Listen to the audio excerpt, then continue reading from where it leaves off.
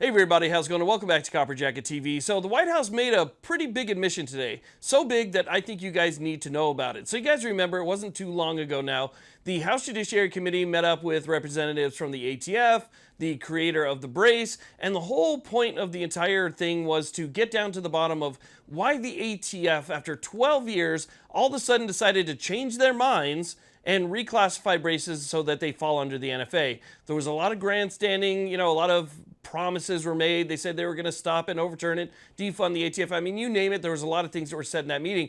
But the main point of that meeting was to connect two dots. Whether or not the White House was the one that was pushing this narrative that got the ATF to change their mind on braces after a decade. And the answer from the ATF representatives each time was pretty much no. They said the reason that they changed their mind was because so many people had bought these things that they were noticing that more and more people decided to use them in a way that they weren't originally intended. Well, we just found out that that's not true. So let's talk about it.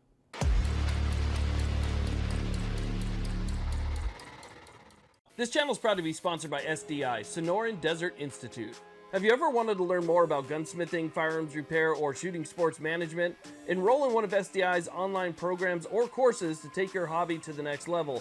Payment plans and funding options are available, so visit the link below or call 480-999-4767 to learn more. So if you guys watched any of the video from that committee meeting, you might remember that the House members were grilling the representatives from the ATF about how much interaction they had with the White House. Was there any influence that was simply pushing this directive down to the ATF and forcing them to change what was 12 years of standing precedent? So the ATF had previously said that no, these are not part of the NFA, they don't violate anything, they're just braces, right? So the ATF said they were perfectly good to go, people bought tens of millions of these things, and now all of a sudden they just simply flip-flop and they wanted to know why the sudden change of heart.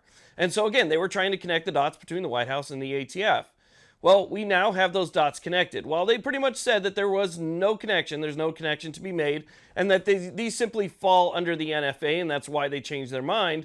Well, now it looks like the president and the White House has come out and said that if House Joint Resolution 44 actually makes it up to his desk, he's going to veto it because, and basically says at this point, that this is his agenda, this is what he pushed for, and he's basically not going to overturn all of the work that they have done in basically banning these or making them fall under the NFA under much more strict regulations. So while the representatives sat there and pretty much lied to the committee members, we now have, through the White House's own statement, that admission. Now, before I read you this statement, which really does connect the dots and shows you the link between this agency and the executive branch, trying to remember that the White House is not allowed to use agencies or bureaucracies to circumvent Congress.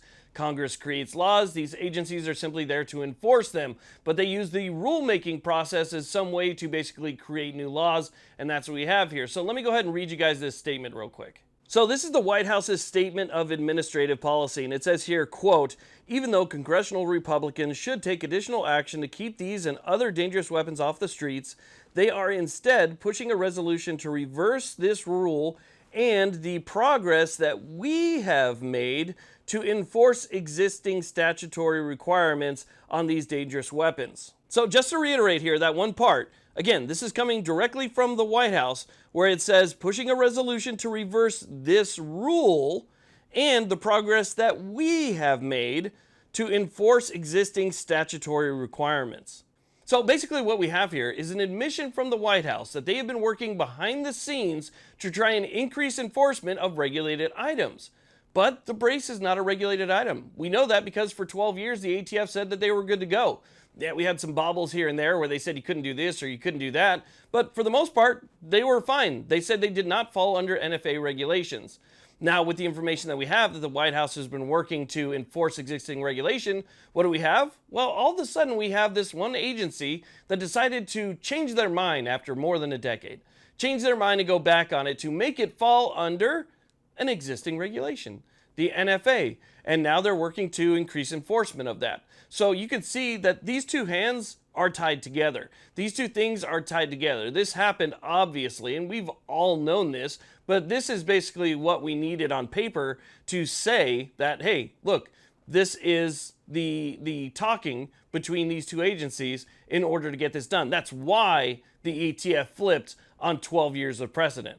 So basically, when these pencil necks sat in front of Congress and said the reason that we changed the regulation, the reason that we all of a sudden changed our mind was because there were so many of these things out there and people were using them improperly, people that didn't have any disabilities were using them in the way that wasn't originally intended, that now we have to, we have to change the classification and now they have to fall under this regulation. We know that they were not telling the truth. I mean, you and I, people that, pay attention to this stuff fairly closely already knew that, but now we have proof that that's not the truth, right? We have that proof on paper that it's the White House trying to enforce these regulatory schemes. And so again, the rulemaking process creates new laws, creates new criminals, creates new problems.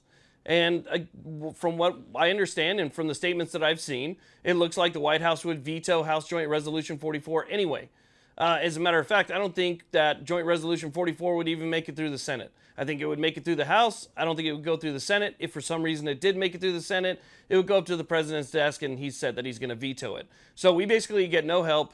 We have nobody in Congress that's going to help us out, right? I mean, they all understand that it's going to get stopped too. If you and I understand that it's going to get stopped and it's not going to go through the Senate, I guarantee you that members of the House know that as well. So maybe it's just a little bit more grandstanding, who knows? But at this point, it's up to us. It's up to private organizations. It's up to the FPC, the 2AF. It's up to the GOA. It's up to anybody who's willing to stand up and actually go through the court process. Because the court system at this point is the only system that's actually going to get us out of this. And we've seen that we have a pretty good likelihood of winning on the merits by all the injunctions that have been granted. We have, I think right now, a total of 3 injunctions that have been granted in different cases. So with 3 injunctions and 3 different sets of judges saying that, hey, we believe that these cases have a good chance of winning just based on the merits alone, I think eventually, yes, this will be overturned. But it's going to be us that's going to have to overturn it, not Congress. Nobody's coming to stop this. So again, I just wanted to make you aware that there is a connection there, and not to expect that the government's going to be overturning this anytime soon. It's just not going to happen. So again, it's going to be up to us. So I want to thank you all very much for watching. I really do appreciate it. Please like, subscribe. Have a great day.